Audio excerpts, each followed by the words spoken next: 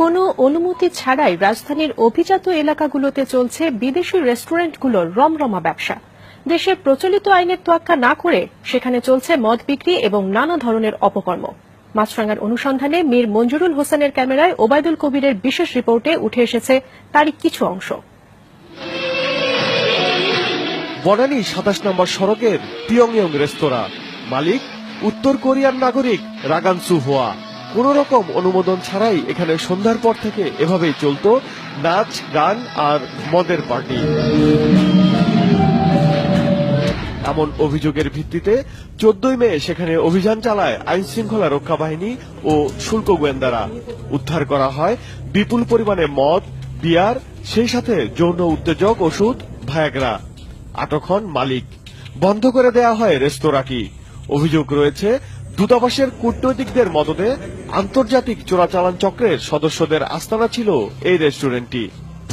তবে আইন কানুনওয়ালাদের ম্যানেজ করে কূটনৈতিকদের হস্তক্ষেপে এই রেস্টুরেন্টটি নারীদের দেখিয়ে ফের শুরু করেছে তাদের রমরমা ব্যবসা, যদিও কর্তৃপক্ষ বলছে তাদের কোনো অনুমোদন নেই।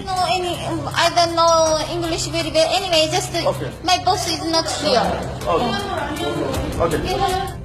পিয়ংইয়ংয়ের কথা যেটি বললেন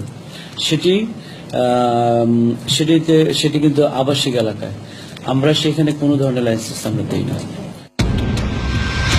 শুধু এই রেস্টুরেন্টই নয়, রাজধানীর অভিজাত এলাকার আরো বহু রেস্টুরেন্ট রয়েছে যেগুলো বিদেশিরা চালায় কোনো অনুমোদন ছাড়াই। গুলশান ২-এর ৫১ নম্বর রোড, সেখানে অনেকদিন ধরেই ব্যবসা করছে কোরিয়ান এই রেস্টুরেন্ট।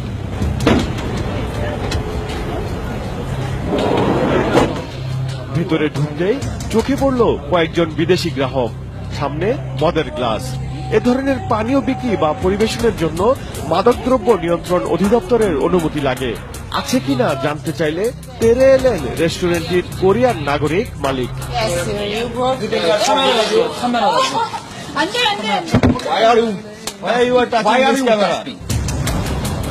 একই পরিস্থিতি পাশের জাপানি রেস্তোরাঁ টোকিওর। মালিক জাপানি নাগরিক ইউসুকি সাবিতা। ভিতরে গিয়ে দেখা গেল প্রত্যেক টেবিলেই পরিবেশন করা হয়েছে অ্যালকোহল। অনুমতির প্রশ্ন তুললে সদুত্তর দিতে পারেনি সংশ্লিষ্টরা। গেস্ট আইসা আমাদেরকে রাখতে দিয়েছিল, সেটা আমরা শুধু সার্ভ করছি, কিন্তু আমরা অ্যাকচুয়ালি করি না। দুইটা টেবিলে একই ধরনের বিয়ারের বোতল আমি দেখেছি, কিন্তু আমাদের এটা আমরা সার্ভ করি না। বনানী ১১ নম্বর সড়কের আরেকটি কোরিয়ান রেস্তোরাঁ, সেখানেও মদ বিক্রি এবং পরিবেশন চলে নিয়মিত। জানা গেল অনুমতি ছাড়াই তারা এ ব্যবসা করছেন। নেগোসিয়েশন করা আছে। নার্কোটিক্স থেকে কারা আসে? না, আমি এটা জানি না যে নার্কোটিক্সের লোকের সাথে আপনার নেগোসিয়েশন হয়। না, আমি অ্যালকোহল রাখার অনুমতি নেই বিভিন্ন দেশের নামে গড়ে ওঠা ক্লাবগুলোরও। কিন্তু কূটনৈতিক পাড়ার এই ডাচ ক্লাবে প্রায় রাতেই উচ্চস্বরে গান বাজনার পাশাপাশি চলে মাদক সেবন।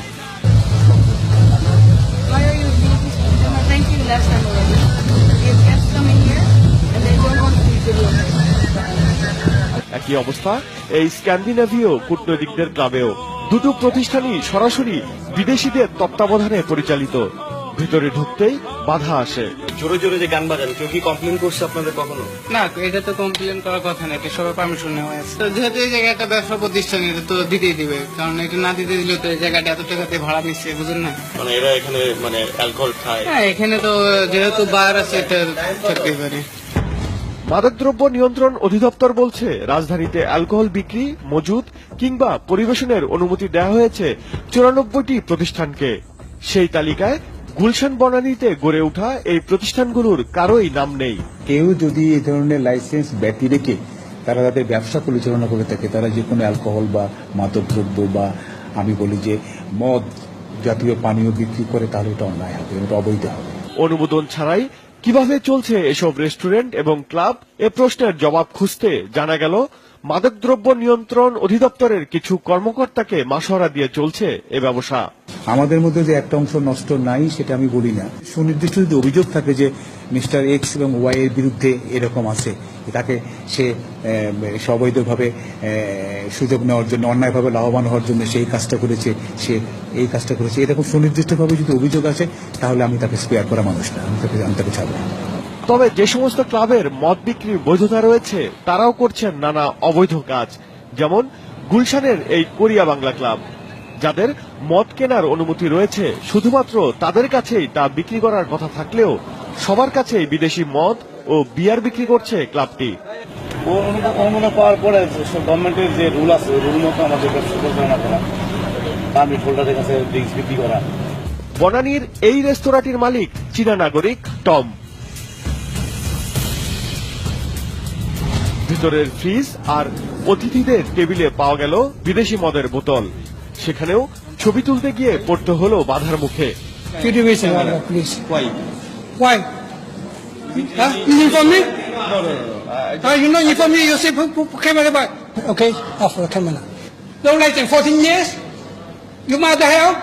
Can open এক পর্যায়ে 14 years? শারীরিকভাবে লাঞ্ছিত করা হয় মাছরাঙ্গার camera পার্সনকে। Are you writing about 14 years? Why you touch camera? Why you touch my camera? বিয়ার এখানে মাঝে সাথে থাকে আর কি, ওইটা আর কি ধরেন কেউ এসে চাইলো, চাইনিজ গেস্ট অথবা বিদেশি গেস্ট আসলে তারা আর কি। আমি সেটা সঠিক জানি না। শুধু অ্যালকোহলই নয়, রেস্তোরাঁটির রান্নাঘরে মিলল জীবন্ত কচ্ছপ। জানা গেল চীনাদের খাবারের তালিকায় রয়েছে সাপ, কুচিয়া, কচ্ছপ সহ দেশি নানা দুর্লভ প্রাণী।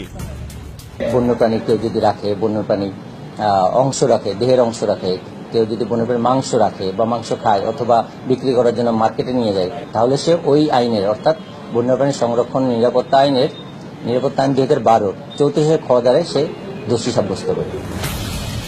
একই এলাকার 35 নম্বর রোডের এই চাইনিজ রেস্তোরাঁয় বাধার কারণে ক্যামেরা নিয়ে ঢোকাই যায়নি। ভিতরে আমরা একটু ঢুকে যাচ্ছি না, বাহির থেকে নিচে যায় এনাফ। রাজধানীর অভিজাত এলাকাগুলোতে ঠিক কতগুলো বিদেশি মালিকানাধীন রেস্তোরাঁ রয়েছে তার কোনো সঠিক পরিসংখ্যান নেই কর্তৃপক্ষের কাছে। গুলশান 2-এ সুরা নামে এই রেস্তোরাঁর মালিক কোরিয়ান নাগরিক গুইনাম পার্ক। তার এমন 2টি প্রতিষ্ঠান রয়েছে এই আবাসিক এলাকায়। তিনি জানান, সিটি কর্পোরেশন থেকে ট্রেড লাইসেন্স নিয়েছেন, কিন্তু সিটি কর্পোরেশন বলছে দেয়া হয়নি। পারমিশন দিকে একটু সিটি কর্পোরেশনের পারমিশন। গুলশান, বনানী, বাড়িধারা, এটা হচ্ছে পুরা আবাসিক এলাকা। আমরা সেখানে নিষেধ করা আছে সরকারিভাবে আমাদের মন্ত্রণালয় থেকে যে এই এলাকায় ট্রেড লাইসেন্স দেওয়া যাবে না, কারণ এগুলোতে ব্যবসা পরিচালনা করার জন্য নয়। এই এলাকাগুলি হচ্ছে এক্সক্লুসিভলি আবাসিক এলাকা। অভিযোগ আছে এসব রেস্টুরেন্ট এবং ক্লাবে মদের সরবরাহ আসে বিভিন্ন দূতাবাসের কূটনৈতিকদের শুল্কমুক্ত সুবিধায় পাওয়া চালান থেকে।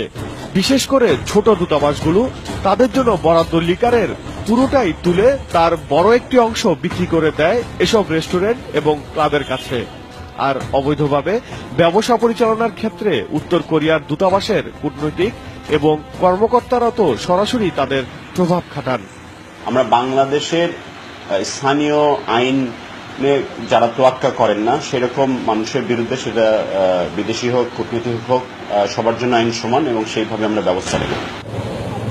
The municipal corporation taxation rules 1986-এর 42 থেকে 48 ধারায় বিদেশিদের এদেশে ব্যবসা করার কথা বলা রয়েছে, অথচ সেই ধারা তোয়াক্কা না করেই নিজের খেয়াল খুশি মতো নানা ধরনের অবৈধ ব্যবসা করে যাচ্ছেন বেশিরভাগ বিদেশিরা, করছেন নানা ধরনের অপকর্ম। স্থানীয় আইন ভঙ্গকারী এসব অবৈধ ব্যবসায়ীদের বিরুদ্ধে সরকার কি ব্যবস্থা গ্রহণ করে সেটি এখন দেখার বিষয়। ওবায়দুল কবির, মাছরাঙা সংবাদ, ঢাকা।